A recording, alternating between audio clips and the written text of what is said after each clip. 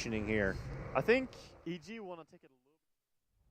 Ladies and gentlemen, if you'd like to see the conclusion of Na'Vi versus EG Game 1, head over to Stream 3. But we're here, live on Stream 1. I'm LD, joined by Mott, getting ready for our second of a OG triple header. OG taking on Alliance now, Mott. They split the series with LGD 1-1 for a team that comes in having won 2 majors out of the first 3, not to mention performing very well at pretty much every other event they've attended.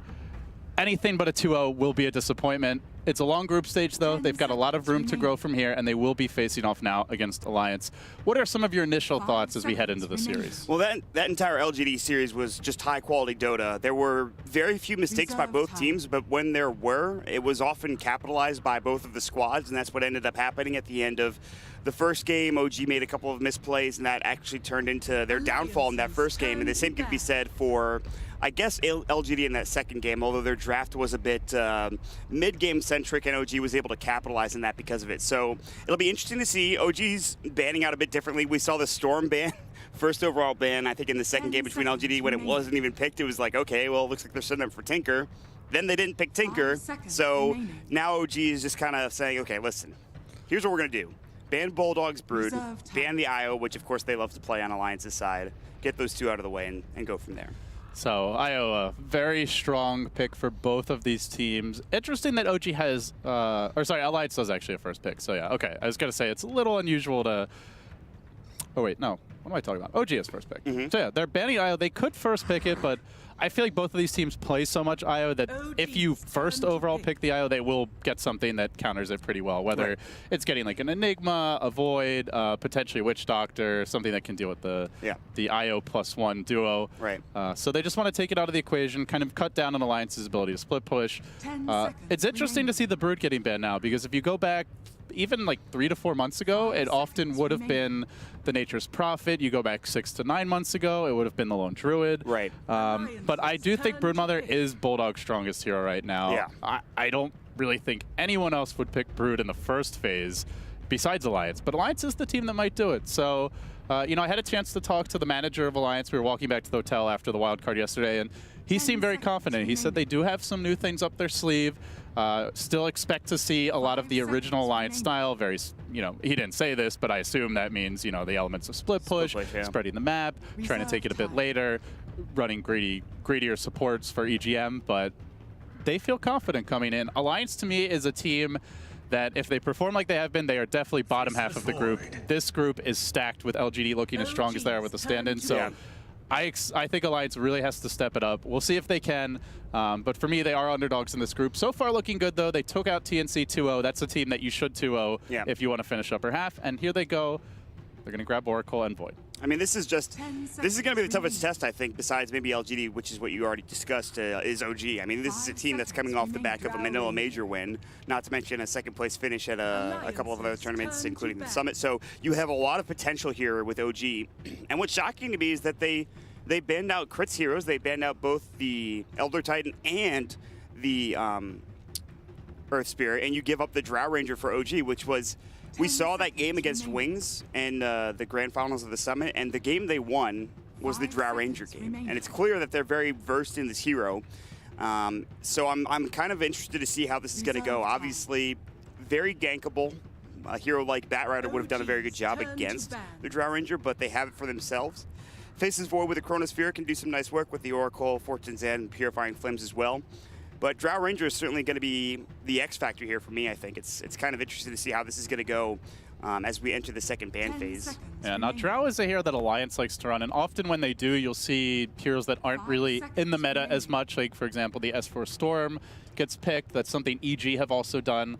But it can be like kind of a telegraphed move. I remember we were casting at Starladder, and, you know, Winter was bringing that up. Like, one pick into the draft, he sees a Drow pick by EG, he's like, they're going to want Storm this game, and, you know, I mean, obviously Winter is an oracle when it comes to drafting. But he really is. If he could see it as an analyst, then presumably the teams can as well.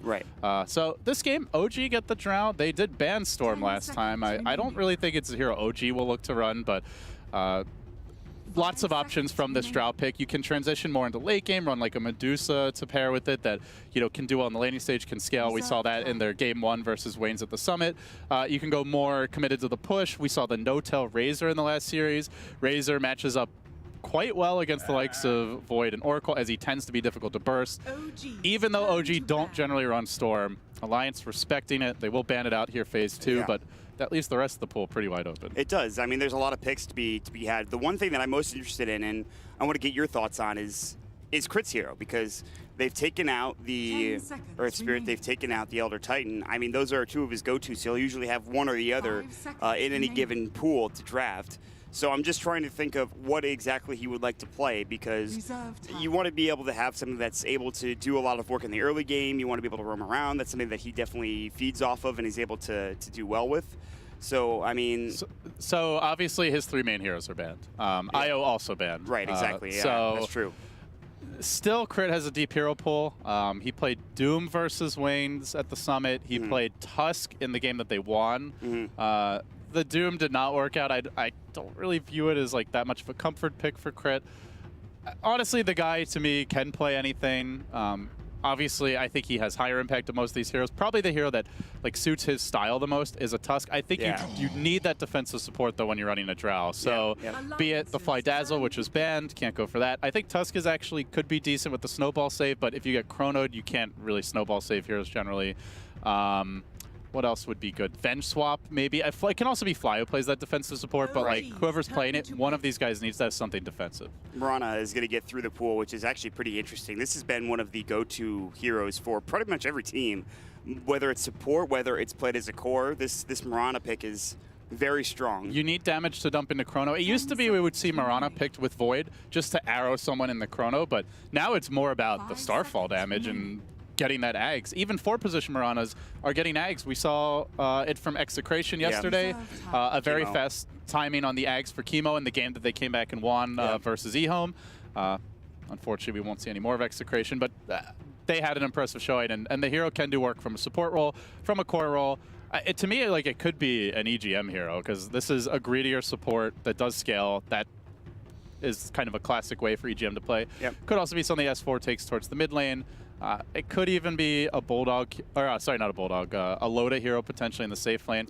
You just don't know with the Alliance. Like, off-lane Void is generally the way you would expect this to go, but I think safe lane Void is viable. It's something Loda could run. It's an open-ended draft, which we've touched on a lot in the cast that we've had so far here at TI6, and I do like Oracle with Mirana because I think Fortune's End is a very good, it's not the best combo for an arrow, but it's very solid. Riki was a hero that I somehow completely forgot about when I was thinking of a roaming hero that provided damage. That I mean, how could we forget about it, Mott? We can't see it because the player can, but literally Crit's player icon is Riki, the old Shadow or Stealth Assassin from Dota 1. Yeah, that's true.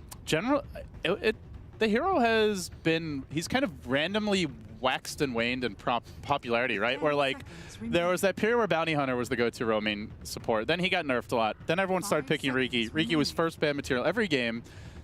Then he's been ignored in a lot of games, but the games where he gets picked, he tends to have a big impact. And it suits OG because they love to run Crit on a roamer. It's almost always him on a roaming support, whether he's roaming on IO, whether he's on Earth Spirit, even as Elder Titan, he actually roams quite a bit. Like, he does focus a little more on levels. Oh, this is like the exact draft they had against that Wings lineup in the first game of the Summit Grand Finals. So this is what we mentioned was quite likely. The Medusa Drow combo. Medusa, who really does lack for damage early on, but benefits hugely from it because of her split shot. Now has it from the Drow Ranger. It's a tanky frontliner. It's also a way to counter Chronosphere. If you get Stone Gaze off when the Chrono comes out, good luck killing anyone. Yeah, you pretty much, you have to turn around and just run at that point. The Chronosphere is wasted if the Stone Gaze is able to be cast before the Chronosphere comes in. So Medusa is a fantastic pickup. I think they have maybe some small lockdown issues right now with only Lasso, and Riki's kind of slow from Smokescreen, and even that's not particularly good. So you have Drow Ranger Arrow slow, but killing a Faceless Void, you kind of have to get the Smokescreen down and hope you can have a Disable, which is one thing they're really missing. Whereas Alliance, you have Arrow, you have Fortune's End, you have a Bash from Time Lock, and then you of course have the Fire Blast from Ogre, who is now rising in popularity. Feels like Ogre came out of left field and is now being picked in every game. It's kind of insane. OG's turn to pick. Yeah, he was, what, first stage pick both games in the LGD OG series, and these are two of the stronger looking teams in the group right now. Yep. So not as much of a priority pick, but he fits the current patch, which seems to be having at least one hero that he's not actively looking for kills, he's aggressively roaming and trying to secure the laning stage advantage. It's like that beginning mid lane, you go in, you throw an ignite out, you hit the person with your maybe Orb of Venom. You club them for a bit. Yep. Somewhere in the distance, a baby seal whippers. Yeah. And then you go back to your lane. And then the Ogre's like, all right, work done. Time to go home. Time to go and back to the lane and maybe find kills elsewhere. But yeah, I mean, Ogre is just, it's been the Bloodlust also is a good, like you talked about last game, is a very good buff. It's one of the best buffs late game to have with, you know, the agility type of carries to pump out that damage. It's actually pretty good with Face's Void too. Anyone who has an on-attack proc chance, whether it's a bash or crit, just those are the heroes that really benefit from Bloodlust. Right. Also, melee heroes, especially who need that extra bit of mobility to chase and get auto attacks in. That said, Alliance, despite having Mirana Void, I feel like they're going to struggle in 5v5 engagements right now. OG just have so much like zoning and control from the Drow Silence, the Riki Cloud, and the Stone Gaze cask bouncing around. It's kind of tough to run it on this lineup. One more pick to go here, so I'm thinking it's probably a Bulldog Void. That makes the most sense. Probably. The one thing I think Alliance is lacking is the ability to take objectives here. So if you wanted a Bulldog here, like I think Beastmaster comes to mind. Necrobook is great against Medusa. The Mana Burn really helping you to chew through her Mana Shield as quickly as possible. Also would allow them to take towers, which they're not very good at right now, and would let them take Roche. Gives you some reliable lockdown, as well as the Hawk to Scout Batrider. I actually think if they feel they can get away with the safe lane Void, then Beastmaster is the best pick. But can they get away with the safe lane Void is the question. You're up against the Batrider with the Drow Aura. Oracle is a pretty strong zoning support. Mirana should do okay in the mid lane, but may need a little help from the Ogre. If you leave her alone against like a Dusa with Riki roaming, and she may not die, but she's going to lose her lane pretty badly. So I still think the big thing for Alliance, they have to be able to take objectives, and right now they're not very good at it. I mean, there's so many options here. I think, again, the draft is so open-ended. It's 5 seconds left, and it's going to be the Terrorblade, so it's the offlane Faces Void for Bulldog. And there's a hero that can take objectives. Yes, that is something we did forget. The Terrorblade is one of the best objective takers in the game, let alone one of the best agi carries. Of course, he was nerfed a fair bit in the last patch, but people thought he's still going to be strong and he's still going to be pickable. I've talked to everybody at that Summon House, and that's exactly what they said. I mean, even with all those changes, Metamorphosis no longer persisting through Aegis and through Death, he is still very good, not to mention all the other changes that were made. OG will take a second to pick their heroes, it looks like, and they'll finally get things going. Crit takes a moment to carefully slick his hair back into place. Game face is on for Alliance. Game 1 of this 2-game series set to begin right here, right now, as we enter our second heat on day 1 of group stage play for the International 2016. Heat number 1 already blew me away. Like, that alone would make for 99% of the year. That's like, man, I had some awesome games today. This was I love Dota, but I feel like that was only the appetizer. We're getting closer to the main course, but we're not there yet. I certainly hope so, because that was some of the best Dota, and the Execration eHome series was no slouch either, that we saw earlier yesterday as well. We got the predictions, LD. It's time. It's we've been 50-50, I think, on these for the most part. So, well, as you work on your predictions, Mott, we'll introduce the players here. You can see No Town Crit entering the field of battle. It will be a safe lane Medusa for OG. And Fly going to be handling that Witch Doctor. So some cool combos here for the OG squad. You have the Death Ward and the Mystic Stake, but uh-oh. Wow. They were ready for this. Hey, little Riki.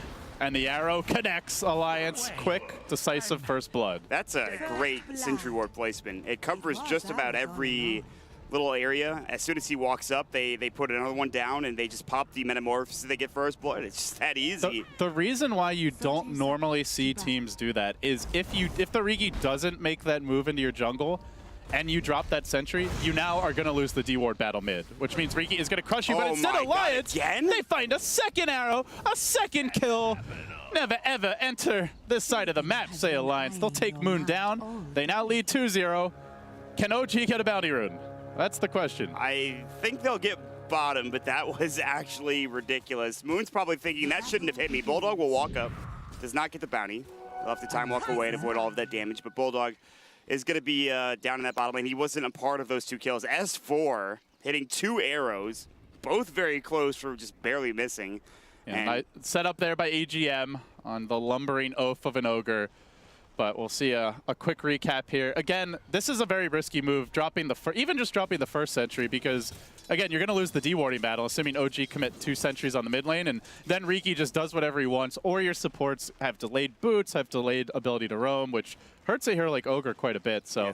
It is a gamble. It's not like, oh, stupid Riki. Normally, teams don't do that for exactly that reason, but it's still a good start. Pays off here. I mean, I think they could still pick up more sentries later on down the road. It's just annoying to have to place them down. They still have the one mid, but it's kind of over to the left side, so he can still roam around from the right and see if he can find any sort of initiation from that point. But it's actually EGM going to go Miracle in the mid lane. I think he might be in trouble. Trying to catch out the Drow Ranger, and they got him. The arrow Fire Blast combination's too much. I mean, if you don't see EGM coming in and you don't get out in time, then you're just dead. And it's a very easily ganked hero. I mean, it's a Drow Range, for God's sakes. Meanwhile, bottom lane, Bulldog is taking plenty of right-click damage. They won't be able to bring him down. No smoke screen. He also had no time walk for about 10 seconds, but he's able to salve up now.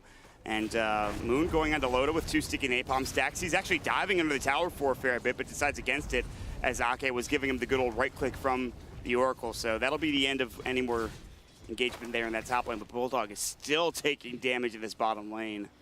Yeah, the thing is, you get a first blood, you get 2 more kills after that, you're still up against 4 ranged heroes and a Drow. So if you don't keep on finding kills, things are going to be dicey, but it looks like they'll find another Mott, bringing down Moon in the top lane as Crit goes on a journey. This Riki moving through the jungle. I think was hoping to find the courier. Not going to happen. This is insane. The amount of work EGM has done in this game. He's been involved in all 4 of those kills. Kill participation is at a premium right now for EGM, so that's pretty freaking nice, honestly, to have that kind of start. So it's really, like you said, you have to keep getting kills. They are doing just that, and right now, LD, I don't know what you need to do for OG. It's not like they're super far behind. They're still getting plenty of farm for their Dusa, and they have good mid to late game, but I feel like they need a lot more than that. I think they're actually fine here. It looks really bad, but as long as they just stop the bleeding, don't give up kills, they are going to win these lanes. As Drow levels up, once you close in on level 6, basically by default, the lanes are yours. You start taking towers, you'll get a gold advantage from there. It looks really bad for OG, especially the way some of these heroes have died, but the Cloud comes out bottom. He's got he just got in range of the time walk after walking out of that Riki smoke screen. It was very close, and he'll still take a couple of blinks on his way out. Now the TP's coming through, No Tail is rather low in HP. The smoke screen comes in, EGM is the one to rotate. So he will not be in mid or top to help out there, but no successful kills for Alliance in that, or excuse me, for either team in that point. Yeah, not yet, but Crit is sticking around. He may look to go back in, while top lane, Moon trying to take advantage of the cooldown of Metamorphosis. In this matchup, whenever Metamorph is up, you're very likely in danger, if not dead. So while it's on cooldown, that's when you want to apply the pressure. Even with 4 kills and a first blood, Alliance are only leading by like 400 gold. 250 experience or so. Yeah, and it's actually getting kind of worse. It would be ugly if they weren't getting those kills, but it just goes to show you the nature of Drow when played with the lineup that can take advantage of it. The CS advantage will stabilize. that OG have right now, the last hit advantage they have is actually kind of significant. And Loda is starting, he's up there obviously, but it's just the Medusa with 21 CS getting really good farm, and then even with the death, Miracle still has 17 last hits as well. So that's just, like you said, it's just the Drow Ranger with Precision Aura. It's just that helps so much. Crit is going to body block S4 once he gets this top rune leap, and it's going to be picked up by the Mirana. That was a pretty sweet play. It's an Invis rune as well. I don't know. Crit should have seen the bottle, and he should have seen that it was an Invis rune, but he'll have to be careful next couple of moments as EGM is going to walk in mid, and we'll see if they go for anything here. Meanwhile, top lane, Moon trying to steal this stack slash group of pulled creeps. Level 5 Batrider at 4 minutes in the off lane. Yeah, he died, but he is getting a lot of experience out of the lane. Yeah. And that's important because Riki really wants to devote his attention to the mid lane, a bit to bottom to try and slow down the Void, but the key hero to keep on a good path is the Drow. And because this Bat is having such a good time, Moon doesn't really need help. He doesn't need to go to the jungle, and he can keep pressure up on the Terrorblade, who is slipping behind as far as net worth goes by a bit. Yeah, I mean, it's he's still 21 CS right now, but Medusa continues to farm fine. No Tail is sitting up on 800 gold, is going to salve up. Precision Aura helping. 2 heroes mid for both sides. Crit nearby. S4 has an invis rune. The arrow will come through. There's the smoke screen. Fairy fire isn't enough. The invis is going to come out. They don't have the detection, I don't believe. They had a sentry for crit. He will not place it down. I don't know if they would have gotten the kill, even if they did use it. Back and forth through the laning stage here. OG just waiting on the Drow level 6, and then that's where the pressure will mount. The first tower likely to drop is this bottom tier 1. Not something to avoid, is very good at counter pushing, as Bulldog will time walk off the Mystic Snake. But already you can see the tower at half HP, and it's not a duo that pushes that hard. It's Medusa Witch Doctor. Yeah. It'll take a little bit of time, but they'll get there. That's Drow for you. Or they could just rotate the Drow down at some point and push together as a team. I don't think they'll do that. We'll wait and see if he decides to rotate. They can definitely move her around. Especially if they're expecting a gank or some movement from Alliance, that's where Miracle will likely look to join the team. Moon's going to go top, but immediately Loda turns around and says, I've got meta, and he's going to turn on Moon. 4th to 10. Look at the flame break. It might burst it down. He's going to get down. It will, and Ake is now going to get caught out. Fate's Edict will keep him alive for now, but the sticky napalm stacks will still stack up here. Ake getting chased down. Purifying Flames. Moon is low, and he actually sticks up, and he gets the kill. Ake turns around with a beautiful stick play, and level 3 Purifying Flames is more than enough of a nuke to get the kill, but they still lose Loda in the end, LD. Oh, but Crit hunting him, stalking through the jungle, gets the ward down. Ake's already level 5 and change. You know, it used to be Ake would be the sacrificial support, but he's getting a lot more out of this dual lane setup than he normally does. It's actually EGM who's behind in the level department, as he's been focusing on the roaming early. And for Moon, had the Terrorblade kill, could have walked away. I mean, I thought he had the kill as well, but just underestimated the Oracle's damage output as well as the stick. Yeah, he should have maybe looked at the stick, and even then, I don't think... Moon had a wand. I don't think he used it. Still, now Loda's in trouble again. Top the smoke screen. This is bad. Another sticky napalm. 2 stacks up. They have the cask even coming up for Fly. It's more than enough, and Ricky secures the kill. Moon is now looking for revenge on Ake. He's already got the 1 sticky napalm. Come over here. Yeah, he's a little too far away, but Moon, I understand your frustration. You really wanted that kill. That's the Riki effect. Gets the lane ward up behind the tower. He recognizes there's no Oracle there, and then they go. But mid lane, Miracle caught out as the Drow and will fall. That's an equally big, if not bigger, kill. Did they get the tower bottom lane? They used a Chronosphere by Bulldog, so the tower was taken down by the Radiant. So it looks like Bulldog was going for the deny and didn't quite get it. I imagine that was the case because he's relatively healthy here. Yeah, there's no reason for him to solo Chrono on a Medusa. That's just unless he was dying. But even then, it looks like it was just a failed deny, and that's Chronosphere down. First Chrono of the day, game now down for 102 seconds. Loda not again. In trouble. There is no lasso, but Moon's going to hunt him out. He has the flame break, the blink forward. No mana for a smoke screen, but they still have him. He's got no Sunder. It's a Loda feast up top. How do Alliance adapt at this point? This clearly is not working. I mean, they can swap the lanes around, but I'm not sure that's really the answer. The thing is, they're getting kills on Miracle, but it doesn't matter because he's finding tower pickoffs and he still has good CS.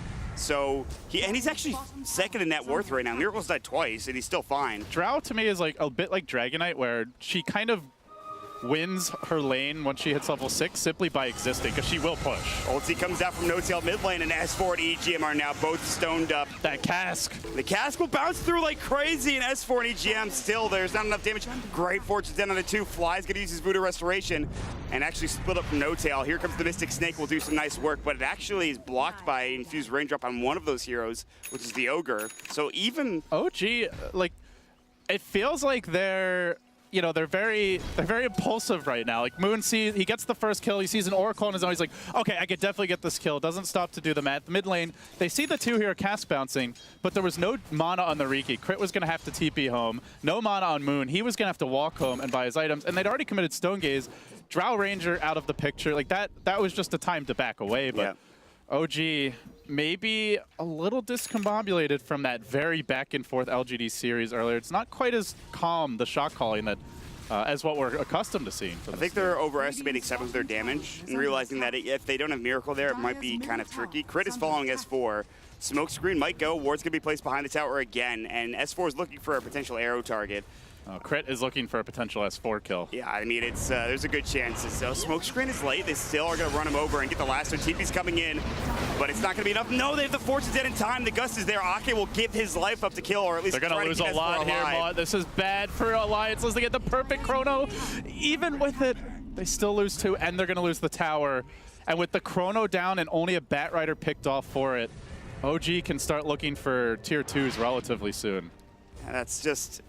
Chrono is a long cooldown at level 1. This is over 2 minutes, still about 2 minutes even now before it'll be ready.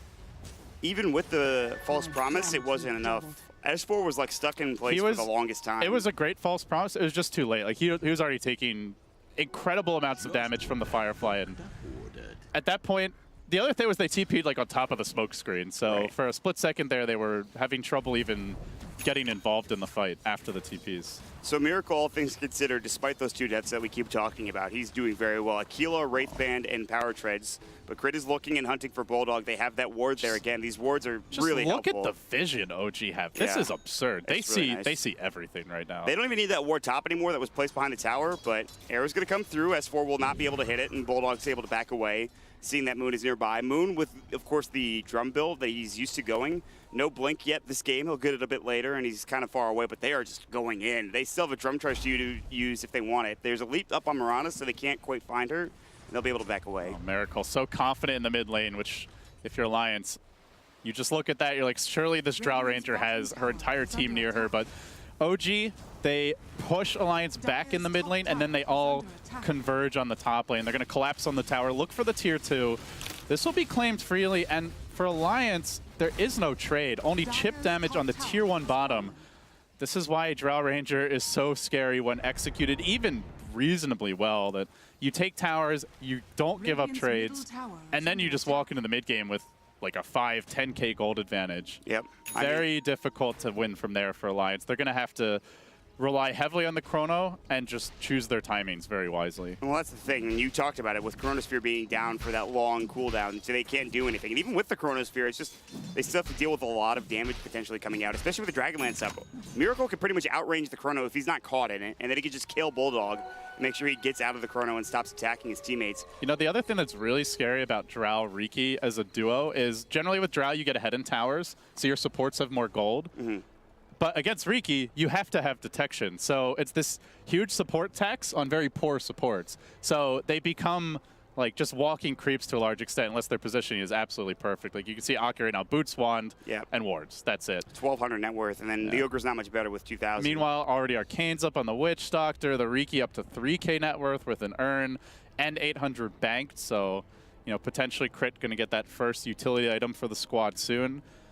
It creates a real bad dynamic for Alliance, but for Alliance, great late game potential. Obviously, they have 3 scaling cores. They have the Chrono into the quadruple Starfall combo. If S4 can hit the right arrow and Starstorm timing, they definitely scale well. It's more, will they have the time to do it? Right now, I feel like OG is in total control of the map, of the farm game.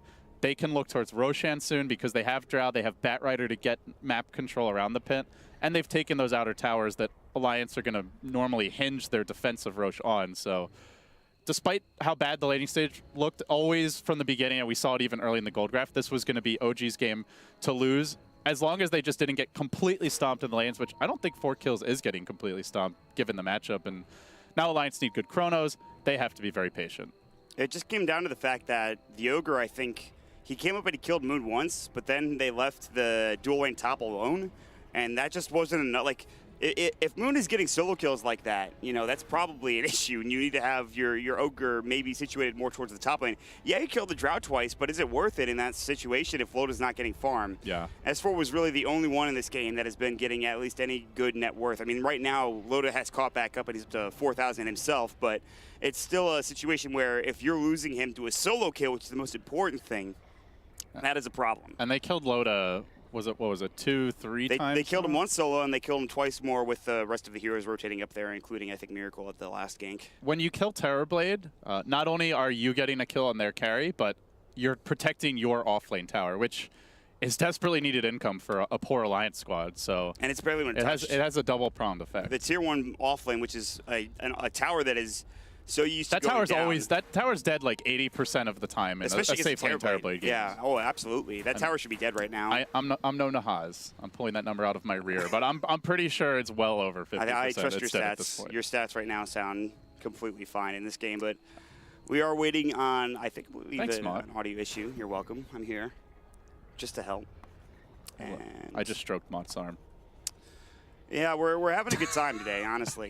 OG versus You're Alliance. just like, I'm not going to discuss this. Yeah, I mean, it's a lot of fun, guys. We're here, and I mean, there's not much else to talk about right now because it just seems that OG has this advantage, and they're just going to continue to pressure and push it until they get these outer towers. They're going to do what they do with the draft strat. You're going to push down towers, and you're going to go and have a good time. So, yeah, the other, like, so looking a bit deeper at the matchup, you have Dusa, who's generally great against illusions.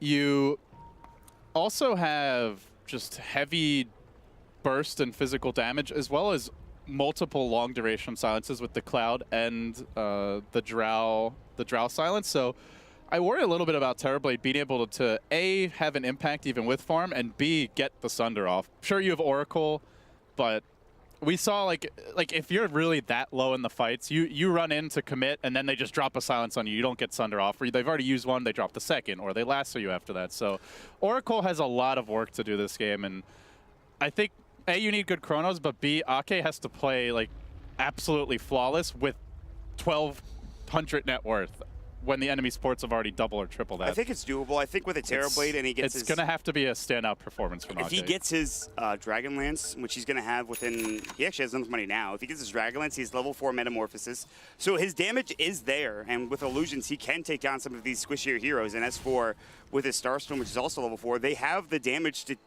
at least win these team fights with a good Chronosphere. It's just that's what it requires. Bulldog requires a good Chronosphere. They, like you talked about, Ake needs to be very solid on his defensive positioning and making sure Loda stays alive, and everyone else for that matter. But what's going to happen is OG might slow down. They might get Moon as Blank Dagger. It looks like that's not the case, though. They're just going to push him. They're going to take the second to last outer tower in this tier 2. Slow down. This is a Drow lineup. OG says there is no breaks. There's no slowing down here. There are no breaks, I should say. But yeah, they move in bottom lane.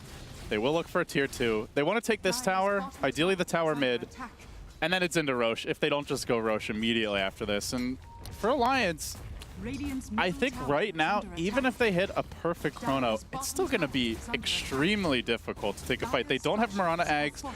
Terrorblade just got his Dragonlance, I guess, so that's slightly encouraging, but Crit is ready for this one. He gets the Cloud off onto Bulldog, says, get the hell away, then pops the ultimate, dips into safety, and he blinks out. Wow, he is Crit not going to die. Completely shuts down the Alliance gang, but they're still going to chase. Good gust, and now Bulldog. False Promise will come through, but there's the Death Ward coming in as well. Loda going to work on Moon, but not enough. Still, no tail going to damage on Bulldog as well, and he just gets blown up after the False Promise. Loda with no Sunder is about to fall to Miracle, who just continues to plink a boy with a right click. They're going to chase after EGM. They don't have any more slows available, but that is just...